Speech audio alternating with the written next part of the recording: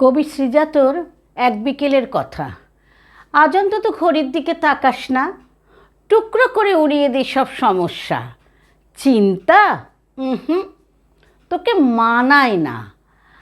আজ অন্তত ফিরিস না ভিড় মেট্রোতে, ট্রাম চড়ব, ঘুরবে চাকা ছমর ছম, দুজনে খুব গন্ধ নেব রেড রোডের।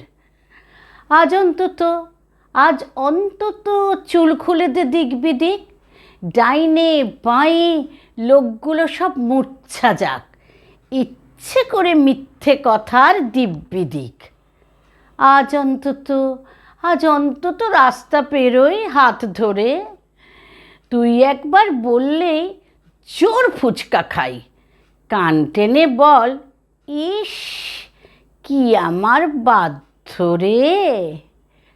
আজ অন্তত বলিস না সব গল্প শেষ, হয়তো শুরুই হয়নি কোনো রূপকথা। ওই তো ওই একলা চেয়ার, চল বসে আমার নতুন লেখা শোনাই খান্তি নেক। বাকি জীবন অশান্তিতে ভুগব, তবু আজ অন্তত আমার কাছে শান্তি নেই।